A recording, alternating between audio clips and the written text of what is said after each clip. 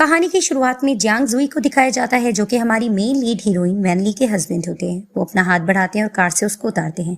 वो उसकी तरफ बढ़ती है और कहने लगती है, आज हम लोगों का फ्रेंड्स डे यूनियन है, तो हम पहली बार एक साथ जा रहे हैं। कहीं ऐसा ना हो जाए कि तुम अपनी एक्स गर्लफ्रेंड को देख लो और मुझे भूल जाओ। तो उसको कहने लगता है कि ऐसा कुछ भी नहीं हो सकता है, मेरी लाइफ में सिर्फ तुम इंपॉर्टेंट हो और तुम ही मेरी वाइफ हो। वो मुस्कुरा के और दोनों हाथों में हाथ डालकर चले जाते हैं। अंदर दिखाया जाता है कि कुछ गर्ल्स गॉसिप्स कर रही होती हैं एक लड़की किम के साथ कि तुम तो यंग हो, सब लोग मैरिड ऑलमोस्ट हो चुके हैं, लेकिन तुमने अभी तक शादी आखिर क्यों नहीं की है। तो वो उसको कहने लगती है कि यंग एज में लोग बहुत ज्यादा ट्रैप्स में फंस जाते हैं, तो मैं नहीं चाहती थी मैं किसी ट्रैप में फंसूं। वहां पर इनके फ्रेंड्स यही गॉसिप्स कर रहे होते हैं, तुम कहीं जियांगजी की बात तो नहीं कर रही, तुम तो उसको पसंद करती थी, लेकिन आई डोंट नो तुम लोगों की लाइफ में क्या हो गया। लेकिन सुनने में यही आ रहा है कि जियांगजी की लाइफ में एक लड़की वैनली ने आ गई थी, जिसने तुम दोनों को जुदा कर लिया था। इस तरह से सब मिस्ट्रेस कह के वैनली को पुकार रहे होते हैं। वैनली डोर के बाहर ये सब कुछ सुन लेती है। तभी वो अंदर आकर कहने लगती है, क्या मतलब, मुझे मिस्ट्रेस क्यों कहा जा रहा है। वो अपने हस्बैंड से क्वेश्चन करती है, क्या आपको लगता है कि मैं आपके और किम की लाइफ के अंदर आ चुकी थी, क्या मैंने कुछ गड़बड़ किया था। अब जैसे ही जियांगजी उसकी तरफ देख रहा होता है, इनका एक पास्ट होता है क्योंकि वो किम को बहुत ज्यादा पसंद करता होता है। वहां पर सब लोग यही गॉसिप्स कर रहे होते हैं कि इनका तो अफेयर रह चुका था, लेकिन वो अपनी वाइफ को कहता है कि सब लोग हमारे कपल से जेलस हैं और उसके साथ बैठ जाता है। वहां पर सब कहने लगते हैं कि तुम इसकी आखिर लगती क्या हो। वो रिंग दिखाकर कहती है कि मैं तो इसकी वाइफ हूँ, जिसे देखकर सब कहते हैं इम्पॉसिबल, ये कैसे हो सकता है। किम को भी यकीन नहीं आ रहा होता है। सब यही कहने लगते हैं, कहीं तुम वाकई मिस्ट्रेस बनकर तो नहीं इनकी लाइफ में आ गई। इन दोनों का तो अच्छा लव एंगल चल रहा था और इसके जाने के बाद अब्रॉड ये पता लगा था कि जियांगजी बहुत ज्यादा डिप्रेशन में चला गया था।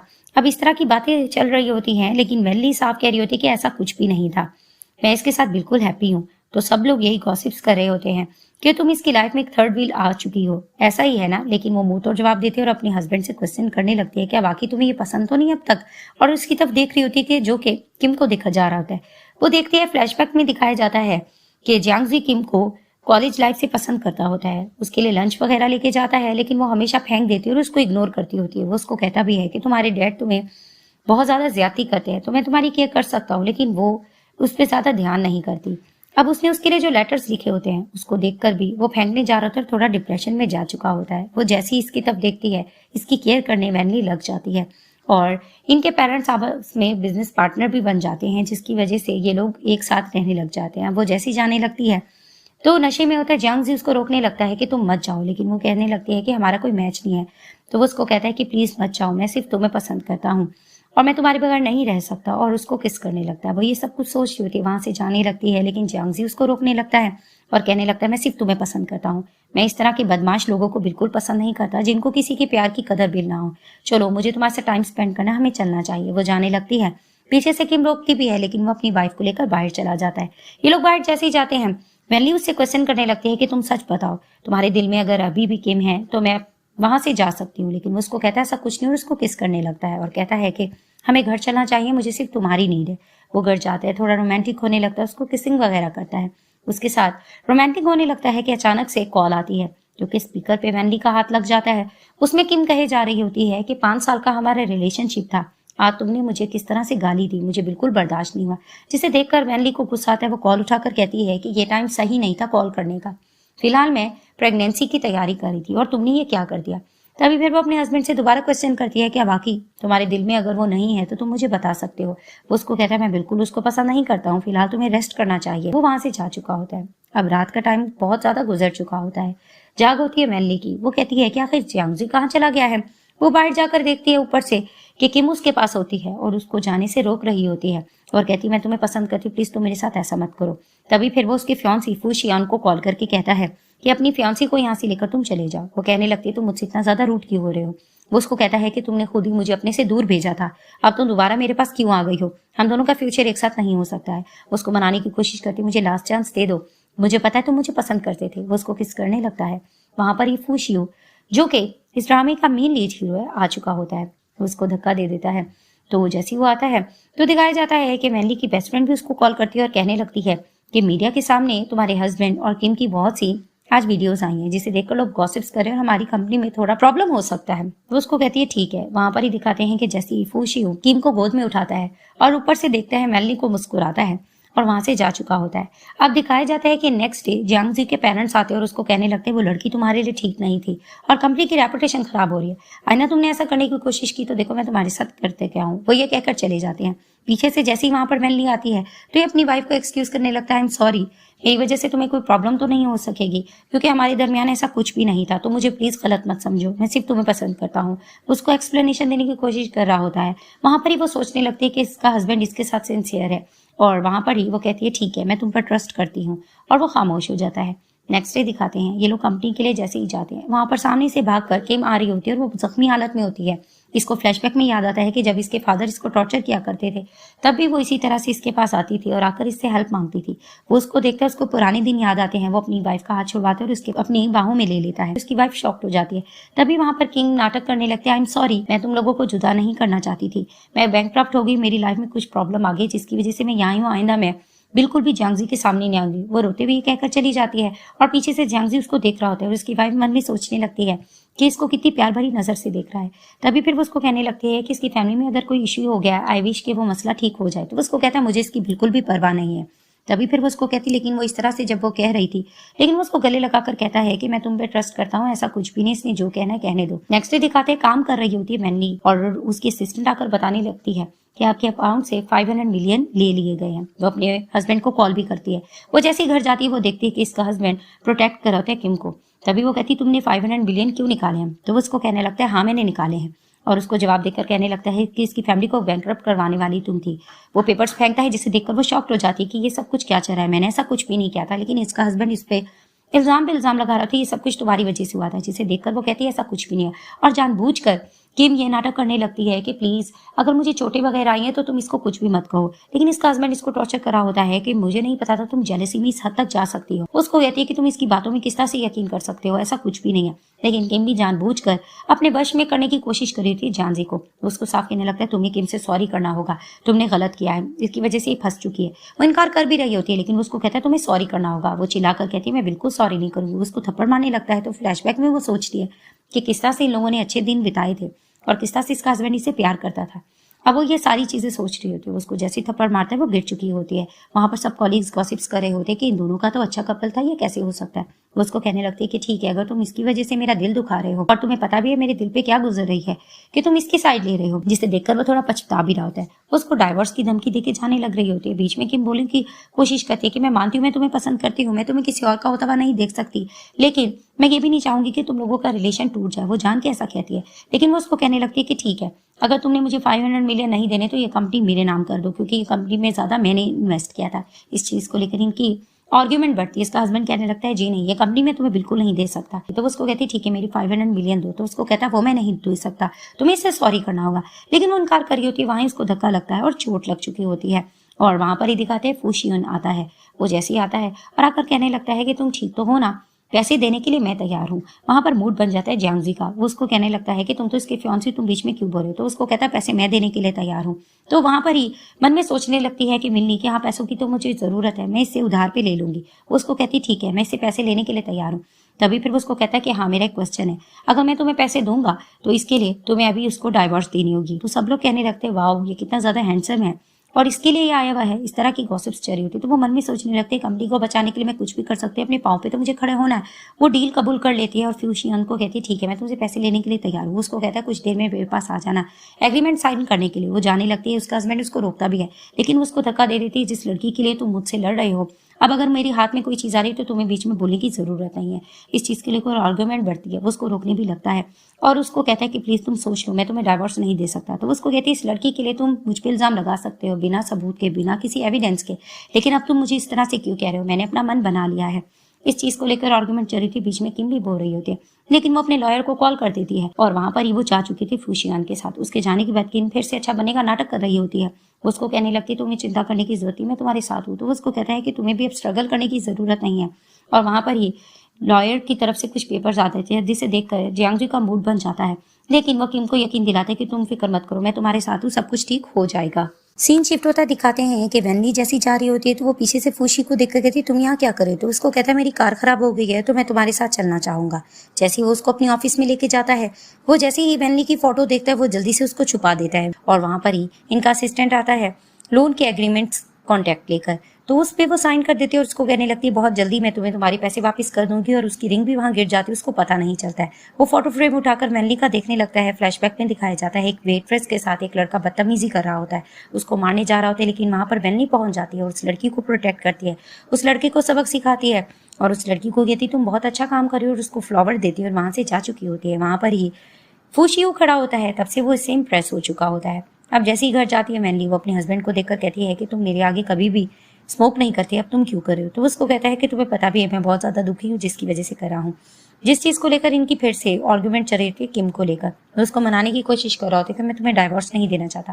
वो उसको कहती तुमने अभी तक पेपर्स को साइन क्यों नहीं किए? तो जाने लग रही होती, लेकिन वो उससे लड़ने लगता है कि तुम इस तरह से नहीं जा सकती हो, हमने 5 साल एक साथ गुजारे हैं, क्या तुम वो पल भूल गई हो? फ्लैशबैक में इनके बिताए हुए पल भी दिखाए जा रहे होते हैं, जिसे देखकर वो खामोश हो जाती है और मन में सोचने लगती है कि अगर तुमने मुझ पर चीट ना किया होता तो ये दिन ना देखने को मिलता। कि अचानक वहां पर जियांग जी को कॉल आ जाती है और उसको बताया जाता है कि किम ने बहुत ज्यादा पिल्स खा लिया, वो हॉस्पिटल है। हॉस्पिटल वो जैसे ही जाता है उसको गले लगाकर कहता है कि अगर तुम्हें कुछ हो जाता तो मैं कैसे जी पाता।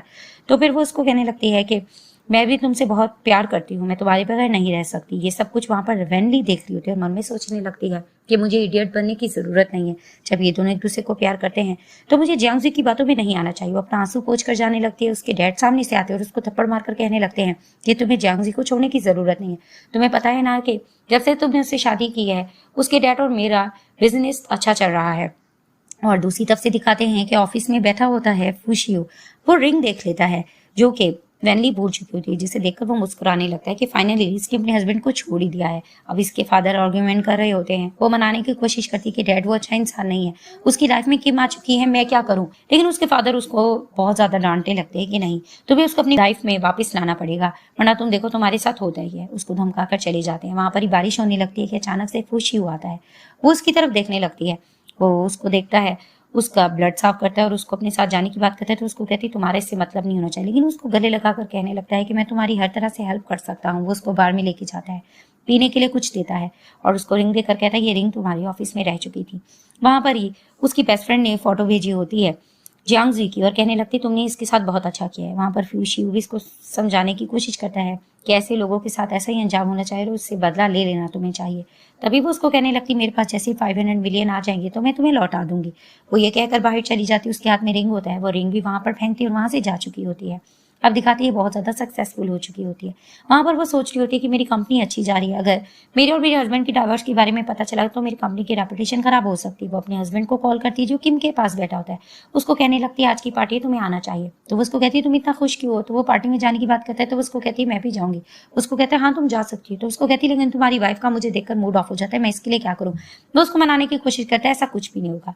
वहां पर ही प्लान के थ्रू बहुत अच्छे से रेडी होती है और जाने लगती है कि देखो आज मैं करती क्या हूँ, इंसल्ट होगी वैनली की। तो दिखाते हैं कि उसके हस्बैंड की बाहों में बाहें डालकर वो आ रही होती है, जिसे देखकर सब गॉसिप्स करने लगते हैं और वैनली भी अपने हस्बैंड से क्वेश्चन करती है ये सब कुछ क्या है। उसको कहने लगता है कि ऑफकोर्स ये हॉस्पिटल में थी, इसके पेरेंट्स भी इसके पास नहीं है, तो मैंने सोचा मैं इसको यहाँ पर लेकर आ जाऊँ। जिसे देखकर इसका मूड ऑफ हो जाता है। ये इससे रूडली बात कर रही होती तो किम अच्छा बनने की नाटक भी कर रही थी। वहां पर ही जियांग कहने लगता है तुम इससे अच्छे से बात करो, तुम ऐसा क्यों करी? और जानबूझ कर किम एक नाटक करती है और अपने ऊपर ड्रिंक गिरा देती है, जिसे देखकर गुस्सा आता है जियांग को। वो उसको थप्पड़ मारता है, वैनली से भी बर्दाश्त नहीं होता, वो भी इसको थप्पड़ मारती है। वहां पर इन दोनों को थप्पड़ मारती है और ड्रिंक गिरा देती है। वहां पर आ जाता है फूशियो, इसको देख रहा होता है, इसकी बहादुरी देख के इंप्रेस हो रहा होता है। अब वो बताने लगती है इस लड़की के बारे में तुम सबको बताना चाहती हूँ, ये वही लड़की है जो अब्रॉड जा चुकी थी जियांग को छोड़कर, और इसके जाने के बाद ये डिप्रेशन में चला गया था और मैंने इसका बहुत ज्यादा साथ दिया था कंपनी से लेकर हर चीज में। ये लड़की बिल्कुल भी अच्छी नहीं है, वफादार नहीं है। वो इस तरह की बातें करी होती है, धक्का देती है किम और फिर से देखती है जियांग को अच्छा बनेगा नाटक कर रही होती है। तभी फिर वो उससे पूछने लग रहा होता है अपनी वाइफ से, लेकिन वहां पर ही नाटक करती किम के मुझे बहुत ज्यादा स्टमक पेन हो रही है, मुझे अपने साथ लेकर चलो। वहां पर ही वो जैसे चले जाते हैं, लोग गॉसिप्स कर रहे होते हैं। फूशियो जैसे ही देखता है वैनली को, वहां पर ही वो उसको अपनी गोद में उठाता है और गोद में उठाकर वो उसको कार की तरफ लेकर चला जाता है। सीन शिफ्ट होता है, दिखाया जाता है कि फूशियो वैनली को कार में लेकर आता है और उसको कहने लगता है कि अगर तुम रोना चाहती हो तो तुम रो सकती हो। वो उसको कहने लगती है कि जो लोग मेरे काबिल नहीं है मैं उस पर बिल्कुल भी आंसू नहीं बहाना चाहती। तो उसको कहता है चलो मैं तुम्हें कहीं और लेकर चलता हूँ। वो उसको एक जगह पे लेके जाता है, तो उसको कहती है तुम मुझे यहाँ पर क्यों लाए हो? तो वो उसको कहता है जितना अपना तुम गुस्सा निकालना चाहती हो निकाल सकती हो। और वो बहुत ज्यादा फाइटिंग करने लगती है, जिसे देखकर वो मुस्कुराने लगता है और कहता है कि अब हमें मूव ऑन कर लेना चाहिए। दूसरी तरफ से दिखाते हैं कि जियांगजू किम के साथ होता है, वो जाने लगता है तो किम उसको पीछे से हक करके कहने लगती है आज तुम्हें कहीं जाने की जरूरत नहीं। तो उसको कहता है कि नहीं मुझे जाना चाहिए। वो उसको कहती नहीं हमें आज जश्न मनाना चाहिए, तुम्हें मेरे साथ टाइम स्पेंड करना होगा। उसको बहुत ज़्यादा ड्रिंक दे देती है। वो जानबूझकर उसको ड्रिंक देती है कि वो पीकर टली हो जाए। तो दिखाते वो नशे की हालत में होता है तो उसको कहता है तुम यहाँ क्या करी हो। वो जानबूझकर उसके ऊपर आ जाती है और यही प्रिटेंड करती है कि वो वैनली नजर आ रही है और उसको नशे में ऐसा ही लगता है कि ये वैनली है। वो उसके साथ रोमांटिक हो जाता है। तो उसी तरफ से दिखाते हैं कि किम जियांगजू के साथ अपनी करीबी फोटो भेज देती है वैनली को, जिसे देखकर वो उसको कहने लगती है कि ऐसे लोगों के साथ टाइम बिल्कुल भी स्पेंड नहीं करना चाहिए जो हमारे काबिल हो। तो उसको कहता है कि हाँ तुम अपने इर्द गिर्द देख लिया करो। उसको जैसी देखती है उसकी फियांसी की फोटो दिखाकर कहती है तुम्हें क्या बुरा फील नहीं हो रहा है। वो उसको कहता है मैं ऐसे लोगों के साथ टाइम स्पेंड करता हूँ जिसके साथ मुझे अच्छा फील होता है। तो दिखाते हैं कि वैनली घर जाती है, उसको गुस्सा आता है। वो अपनी शादी की फोटो फ्रेम को तोड़ देती है। मेड आकर कहती है कि ये तो आपकी फेवरेट फोटो थी। वो उसको कहने लगती है कि मैं कोई चीज़ भी वैनली के साथ नहीं रखना चाहती हूँ, ये सब कुछ मैं ख़त्म करना चाहती हूँ। वहीं वो अपने लॉयर को कॉल करती है और कहने लगती है कि मैं जियांगजू से इसी वीक डाइवोर्स चाहती हूँ, मेरे पेपर्स तुरंत रेडी कर दिए जाएं। अब मैं बिल्कुल उसके साथ नहीं रहना चाहती। सुबह में जैसी जियांगजी को जाग होती है वो किम को अपने साथ देखता है। वो रोमांटिक होने लगती है, वो उसको दूर करने लगता है कि ये तुम क्या कर रही हो। वो उसको कहती तुम्हें मेरे लिए रिस्पॉन्सिबिलिटी लेनी होगी, जिसे देखकर वो कहता है कि मैं ये कर ही नहीं सकता। और उसको कहने लगता है कि ये हरकत मैंने नहीं की होगी, अगर इसके बारे में तुमने वैनली को बताया तो तुम देखो सही मैं तुम्हारे साथ करता क्या हूँ। वो गुस्से से वहां से चला जाता है। वो घर जैसे आता है वो देखता है कि उसकी फोटो फ्रेम भी नहीं है और वहां पर वैनली भी नहीं है। मेड आकर उसको सब कुछ बता देती है कि मैडम आपके साथ बिल्कुल नहीं रहना चाहती, वो डाइवोर्स आपको करना चाहती है। दूसरी तरफ से दिखाते हैं कि वैनली बहुत ज़्यादा सक्सेसफुल जा रही होती है, उसका काम बहुत ज़्यादा अच्छे से चल रहा होता है और दिन ब दिन उसकी कंपनी के ग्रेड्स भी बढ़ रहे होते हैं और ये सब कुछ फूशियों की वजह से होता है और वो उसका थैंक्स भी करती है। अब उससे बातें करते हुए जा रही होती है तो वो उसको बहुत ज़्यादा अप्रिशिएट कर रहा होता है। वो उसको कहती है मेरी सक्सेस में तुम्हारा भी बहुत हाथ है। कि अचानक वहां पर जियांगजू आता है और आकर आर्ग्यूमेंट करने लगता है कि आजकल तुम इसके साथ ज़्यादा फिरे, तुम्हारा क्या मसला है। उसको कहने लगती है वैसे ही हमारी डाइवोर्स होने वाली है, मुझे तुम्हें दिलचस्पी नहीं है। वो उसको कहने लगता है कि तुम्हारी फैमिली को आगे बढ़ाने में मैंने तुम्हारा बहुत साथ दिया था, तुम मेरे साथ ऐसा नहीं कर सकती। वहां पर बीच में फूशियू भी आता है कि तुम्हें इसके साथ ये चीज़ करने की ज़रूरत नहीं और तुम्हें एहसान जताने की ज़रूरत नहीं। और वैनली भी उसको साफ जताती है कि तुमने मुझे छोड़कर किम को चूज किया था, अब तुम उसके पास जाओ और मैं तुम्हारे साथ नहीं रहना चाहती हूँ। वो उसको मनाने की कोशिश करता है, क्या तुम्हारे दिल में मेरी बिल्कुल जगह नहीं है। वो उसको कहती है नहीं बिल्कुल भी नहीं है और जो पर्सन मेरे साथ है मैं उसके साथ बहुत अच्छा फील कर रही हूँ।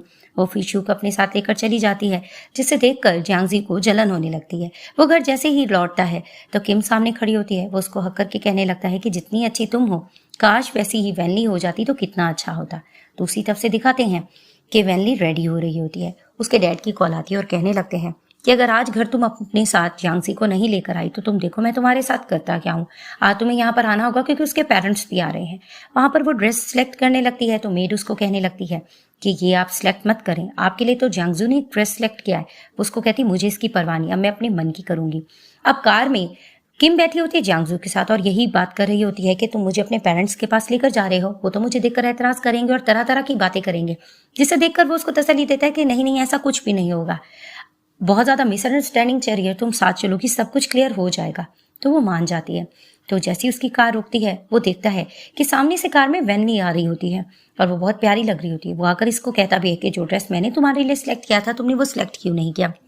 वो उसको बिना जवाब दिए हुए चली जाती है, जिसे देखकर फील होने लग रहा होता है किम को कि ये बहुत ज़्यादा गुस्से में। इट मीन्स कि मैं जियांगजू की लाइफ में आ सकती हूँ और वो प्लानिंग करने लगती है। वो जैसी जाती है उसके डैड उसे क्वेश्चनिंग करने लगते जियांगजू कहाँ है, तो उसको कहती है हमारी डाइवोर्स हो जाएगी। उसके डैड उसको मारने लगते लेकिन वो उनको चेतावनी दे देती है कि ऐसा आप मेरे साथ नहीं कर सकते हो, आपको पता है ना कि वो पर्सन मुझे डिजर्व नहीं करता है, मैं खुद ही अकेले इतनी सक्सेसफुल हो गई हूँ, मुझे किसी की ज़रूरत नहीं। लेकिन उसके फादर आर्ग्यूमेंट करने लगते हैं कि वो जैसे सामने जाती है जियांगजू के पेरेंट्स आते हैं जो बहुत अच्छे होते हैं इसके साथ। जिसे देखकर वो क्वेश्चन करने लगते हैं कि क्या हुआ, तुम जियांगजू के साथ क्यों नहीं आई। वो उनको कहने लगती है मुझे पता है आप बहुत अच्छे पर्सन हो लेकिन वो मुझे डिजर्व नहीं करता है। और जैसे ही वो देखते हैं कि उनका बेटा पीछे से आए किम को लेकर तो वो आकर क्वेश्चनिंग करने लग रहे होते हैं। तो उसके पेरेंट्स डांटने लगते हैं कि तुम अपने साथ किम को क्यों लेकर आए, ये लड़की हमें बिल्कुल पसंद नहीं है, आउटसाइडर है और हमारा फैमिली फंक्शन है। जिसे देखकर किम नाटक करने लगती है कि ठीक है अगर आप लोगों को मेरा यहाँ पर रहना पसंद नहीं मैं जाने लग रही हूँ। वो जाने लगती है, जियांगजू उसको रोक देता है और कहने लगता है कि नहीं तुम इतना ज़्यादा इससे जेलस क्यों हो रही हो। तो वहाँ पर ही कहने लगती है वैनली कि मुझे इससे जेलस होने की ज़रूरत नहीं है, इसी लड़की की वजह से इसने हमें बैंकक्रप्ट करा दिया था, लेकिन तुम्हारी आंखों पे पट्टी बंधी हुई थी, तुम्हें नज़र नहीं आता, तुम 24 घंटे इसके साथ रहते हो, तुम्हें इसकी मकारी नज़र नहीं आ रही है। वो इसके सारे रासफाश कर रही होती है। लेकिन वहां पर ही जियांगजू कहने लगता है कि नहीं, तुम्हें इसके बारे में ऐसी बोलने की जरूरत नहीं है। लेकिन वो उसकी रास बिरास खो रही होती है। वो कहती है कि मुझे तुमसे डाइवोर्स चाहिए, लेकिन वो उसको साफ इनकार कर रहा होता है। वो सारा कुछ सबूत उसको दे भी रही होती है। उसके पेरेंट्स भी रोकने की कोशिश करते हैं कि नहीं, डाइवोर्स हम नहीं दिलवाना चाहते। किम अच्छी लड़की नहीं है, तुम्हारे साथ वैनली अच्छी रहेगी। वो कहती, मॉम डैड आप हमेशा मेरे साथ अच्छे रहे हो, लेकिन ये लड़की अच्छी नहीं है। इसकी वजह से जियांगजू ने मेरे साथ बहुत ज्यादती की है। वो उसको साफ कहती है कि इस लड़की ने चीट किया है, तुम्हें अभी भी नजर नहीं आता है। वो एविडेंस भी दिखा देती है कि बैंकक्रप्ट करने के लिए इसी ने लड़के अरेंज किए थे, जिसे देखकर गुस्सा आने लग रहा था जियांगजू। लेकिन वो उसको सॉरी करने लगती है कि प्लीज तुम मुझे इस तरह से मत धुतकारो, तुम्हें पता है ना मैं तुमसे बहुत ज्यादा प्यार करती हूँ। और वहां पर ही वो नाटक शुरू कर देती है कि तुम्हारे पेरेंट्स ने ही मुझे पैसे दिए थे कि मैं तुम्हारी जिंदगी से निकल जाऊं और मैं अब्रॉड चली जाऊं, जिसे देखकर उसके पेरेंट्स शॉक हो होते कि लड़की झूठ बोल रही है। और वहां पर जियांगजू फिर से उसकी बातों में आ रहा होता है। वो साफ कहने लगती है कि जब मैं वापस आई मैंने तुम्हें देखा कि तुम वैली के साथ बहुत ज्यादा हैप्पी हो, लेकिन मुझे पता था कि मन ही मन में तो मुझे ही पसंद करते हो, तो मुझे नहीं छोड़ सकते हो। वो इस तरह की बातें कर रही होती है। जियांगजू उसके नाटक में आ जाता है और उसको उठा खड़ा करता है और कहने लगता है कि नहीं, तुम यहाँ पर चुप हो जाओ। और अपने पेरेंट्स से क्वेश्चन करता है कि आखिर आपने इसके साथ ऐसा क्यों किया, आप लोग तो मेरे पेरेंट्स थे। तो वहां पर ही वो कहती नहीं, मुझे जाना चाहिए। वो नाटक करके अपना पर्स फेंकती है। वहां पर ही दिखाते हैं कि जियांगजू देख लेता है कि उसके पास प्रेगनेंसी की रिपोर्ट है, जिसे देखकर वो कहते हैं क्या तुम प्रेग्नेंट हो, क्या मैं इस बच्चे का बाप हूँ। जिसे देखकर वो कहती है कि हाँ तुम ही हो, लेकिन मैंने जानबूझकर तुम्हें नहीं बताया था, क्योंकि मुझे ऐसा लगता था कि तुम पसंद करते हो वैनली को और तुम मुझे ये ना कह दो कि मैं अबॉर्शन कर दूं। जिसे देखकर उसके पेरेंट्स कहते हैं ये झूठ बोल रही है। लेकिन जियांगजी उसके करीब होकर कहता है कि नहीं नहीं, तुमने ऐसा गलत क्यों सोचा, क्या मैं इडियट हूँ। वहां पर ही वो मुड़कर देखता है वैनली को और उसको कहने लगता है कि ठीक है, हमें अब डाइवोर्स ले लेनी चाहिए। वहां पर उनके पेरेंट्स की तबीयत खराब होने लगती है, वो रोक भी रहे होते हैं। लेकिन वहां पर ही वो साइन करता है और उसके डैड कहते हैं कि ठीक है, अगर तुमने इस लड़की को चूज कर लिया है तुम्हें यहाँ से निकलना होगा। तो वो जैसे ही साइन कर लेता है और उसका कहने लगता है कि अब से मेरा तुमसे कोई रास्ता नहीं। वो जाने लगता है, वो उसको रोक कर कहती है कि रुक जाओ। तो उसको कहता है लगता है तुम्हें रिग्रेट हो रहा है। कहती है रिग्रेट मुझे तो नहीं हो रहा, तुम्हें ये कॉन्ट्रैक्ट साइन करना होगा। तो उसको कहता है ये साइन किसके लिए करवा रही हो। वो उसको साफ कहने लगती है कि तुमने 500 मिलियन इस लड़की के लिए मेरे अकाउंट से निकाले थे, अब जबकि मेरा तुमसे कोई ताल्लुक नहीं है तो इसका कर्जा तुम्हें खुद चुकाना होगा, मैं चुकाने के लिए बिल्कुल भी राजी नहीं हूँ। इस चीज़ को लेकर इनकी आर्ग्यूमेंट चलती है। वो साफ कहने लगती है कि मेरा तुम दोनों से अब कोई कंसर्न नहीं है, तो तुम्हें ये सब कुछ देना होगा, चाहे मैं बहुत ज़्यादा सक्सेसफुल चाह रही हूँ, लेकिन ये मैं पैसे तुम लोगों पे खर्च क्यों करूँ। वहां पर ही ईगो पे ले लेता है जियांगजू ये बात को और उस कॉन्ट्रैक्ट को साइन करके पेपर्स फेंक कर उसको लेके चला जाता है। और मन में वैनली ये सोच रही होती है कितना ज्यादा इडियट है, इसने तो ये भी मालूम नहीं किया कि इस बच्चे का बाप ये असल में है भी कि नहीं। जैसे ही घर लेकर जाता है जियांगजू किम से बहुत ज़्यादा प्यार कर रहा होता है और उसको केयर करने की बातें कर रहा होता है, तो वो भी उससे बातें करती है। वो उसको कहता है कि हम जल्दी शादी भी कर लेंगे। वो जैसे किचन की तरफ जाता है तो दिखाते हैं कि किम के हस्बैंड की कॉल आ जाती है और उसको कहने लगता है वाइफ तुम कब घर आओगी। तो वो जल्दी जल्दी सेलफोन बंद करती है। तो जियांगजू पूछता भी है तुम इतना घबरा क्यों रही हो। तो उसको कहने लगती है कुछ नहीं, रॉन्ग नंबर था। दूसरी तरफ से दिखाते हैं कि वैनली अपनी बेस्ट फ्रेंड के साथ जश्न मना रही होती है क्योंकि उसकी फाइनली डाइवोर्स हो चुकी होती है। तभी वो उसको कहती वो लड़का तुम्हें वाकई डिजर्व नहीं करता था, चलो आज हमें पार्टी करना चाहिए और डांस करना चाहिए। उसको कहती मेरी तबीयत खराब हो रही है, मुझे घर जाना चाहिए। वो वहां पर ही नशे की हालत में फूशियो को कॉल लगा लेती है और उसको कहने लगती है क्या तुम मुझे लेने के लिए आ सकते हो, मैंने बहुत ज्यादा पी रखी है। तो वहां पर ही उसको थोड़ी आवाज कट रही होती है। ये लोग डांस कर रहे होते हैं। डांस करते करते एक पर्सन उससे बदतमीजी करने लगता है तो उसको कहती तुमने मुझे छेड़ा क्यों। तो आवाज सुन लेता है वहां पर ही फूशियो। तो दिखाते हैं कि वहां पर ही वैनली उस पर्सन से लड़ने लग रही होती है, उसको थप्पड़ मारती तुम मेरे साथ ऐसा कैसे कर सकते हो। इस तरह इनकी आर्ग्यूमेंट चली होती है और दिखाते हैं कि फूशियो प्रोटेक्ट करने के लिए वैनली को पहुंच जाता है। दूसरी तरफ से दिखाते हैं कि वैनली के साथ वो पर्सन बदतमीजी कर रहा होता है। वैनली उसको थप्पड़ मार रही होती है तो वो उसको कहते हैं तुमने मुझ पे हाथ कैसे उठाया। वो उसको साफ कहने लगती है कि देखो मैं करती क्या हूँ। वो उसको डील देने लगता है कि ठीक है मैं तुम्हें एक शर्त पे माफ करूंगा कि तुम मेरे साथ नाइट स्पेंड करो, लेकिन वो उसको मुंह तोड़ जवाब देती है और उसको खूब मारती है। वहां पर ही उस पर्सन को गुस्सा आता है और गिरने लग रही होती है वैनली कि वहां पर फूशियो आ जाता है। वो जैसे ही आता है तो सब लोग कहने लगते हैं ये तो इस सिटी का प्रिंस है, कितना हैंडसम है।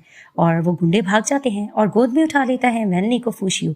वो उसको लेकर जाता है और जैसे ही वो उसको लिटाता है सोफे पे जाने लगता है वो उसको रोक लेती है। तो फिर वो उसको रोकती है, वो उसको कहता है तुम नशे में हो। वो उसको अपने करीब करके कहती है कि तुम कितने ज़्यादा गुड लुकिंग हो, तुम्हारी नोज माउथ हर चीज़ कितनी ज़्यादा ब्यूटीफुल है। वो उसको अपने करीब करके किस भी करती है तो उससे भी नहीं रहा जाता। वो भी उसको किस करता है और किस करते करते अंदर लेकर आता है। वो उसको सोफे की तरफ पुश करती है और अपने कपड़े उतारने लगती है। वो उसको कहता है कि तुम्हें पता भी है कि तुमने ड्रिंक की भी है। वो उसको कहती फिर क्या हो गया। वहां पर फ्यूशियो से कंट्रोल नहीं होता और वो उसके साथ रोमांटिक नाइट स्पेंड कर लेता है। सुबह में वैनली की जैसी जाग होती है वो मन में सोचती है फ्यूशियो मेरे साथ है, इस सिटी का सबसे रिच प्रिंस, मुझे यहाँ से जाना होगा। वो जाने लग रही होती है लेकिन फूशी उसको पकड़ लेता है और उसको कहने लगता है कि तुम मेरे साथ सो चुकी हो और बिना बताए तुम मुझे छोड़कर कैसे जा रही हो। तो वो बहाना करने लगती है, मुझे ऐसा लगता है कि हमारे दरमियान रात कुछ भी नहीं हुआ होगा। लेकिन वो उसको मिरर दिखा देता है कि ये देखो, तुम्हें मेरी रिस्पॉन्सिबिलिटी लेनी होगी। जिसे देखकर वो हैरान होने लगती है कि ये कैसे हो सकता है, मैं तुम्हारी रिस्पॉन्सिबिलिटी कैसे लूँ?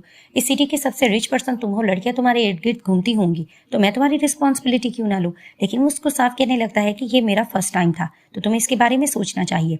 अब वो इस तरह की बातें कर रहा होता है तो वहां पर ही इससे कंट्रोल नहीं होता, वो फिर से इसको किस करता है।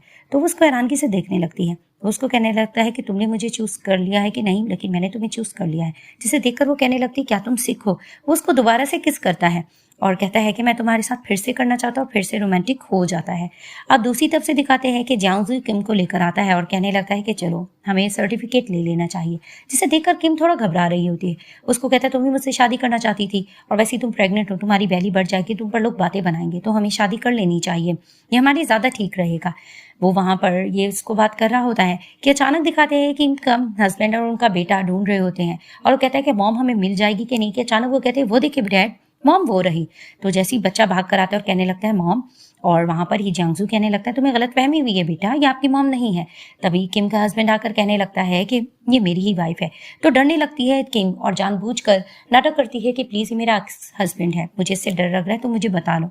और वहां पर ही जियांग कहने लगता है कि तुम्हें इसके पास आने की जरूरत नहीं, तुम लोग तो डाइवोर्स हो चुके होगे। तभी वो उसको कहता है तुम क्या कह रहे हो, मैं समझ ही नहीं रहा। वो किम से कहने लगता है तुमने तो कहा था पैसे खत्म हो गए हैं, मैं कमाने के लिए दोबारा यहाँ पर आई हूँ, लेकिन ये पर्सन क्या कह रहा है कि ये तुमसे शादी करेगा। तो वो उसको कहने लगता है तुम अपनी बकवास बंद करो, ये मेरी वाइफ बनेगी। तो वो उसको कहता है तुम किसी गलतफहमी में रह रहे हो, ये अभी तक मेरी वाइफ ही है, तुम्हें लगता है इसके सच्चाई का पता नहीं है। जब भी पैसे खत्म हो जाते हैं तो ये यहाँ वहाँ मुंह मारती रहती है पैसे कमाने के लिए, ऐसा कुछ भी नहीं है। अब किम नाटक कर रही होती है और कहने लगती है तुम झूठ मत बोलो, लेकिन वो उसकी सारी सच्चाई बता देता है कि पैसों के लिए ये सब कुछ कर सकती है।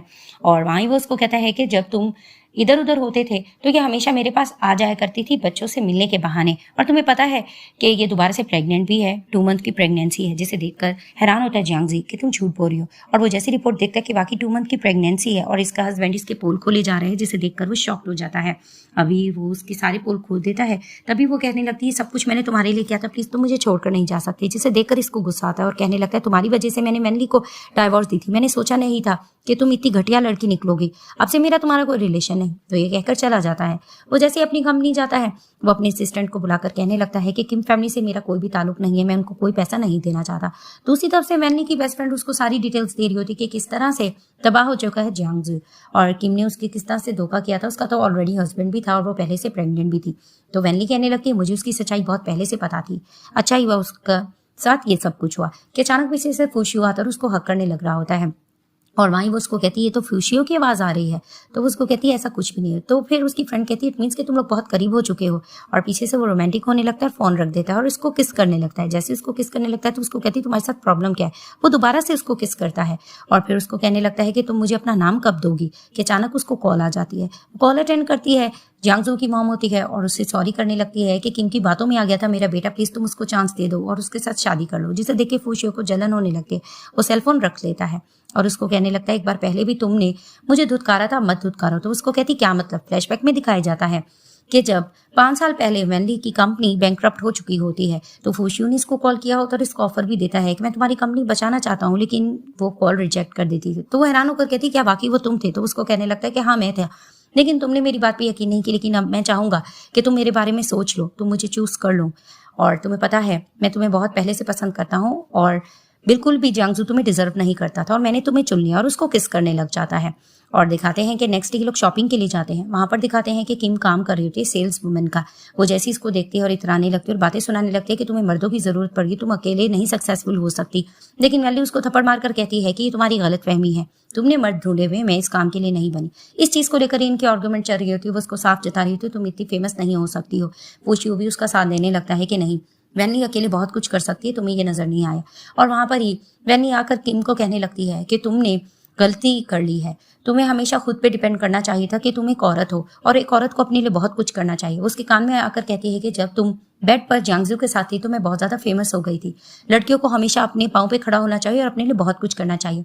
वहां पर पुलिस आ जाती है, अरेस्ट कर लेती है किम को, क्योंकि उसने टैक्स पे नहीं किए होते। और दिखाते हैं ये लोग कार में जैसे ही जा रहे होते हैं तो फूशियो फिर से उसको कहते हैं तुमने डिसाइड किया कि नहीं, तुम्हें अभी भी टाइम क्या लेना है, लेकिन मैं तुम्हें ये कहना चाहता हूँ कि तुम मेरी हो जाओ।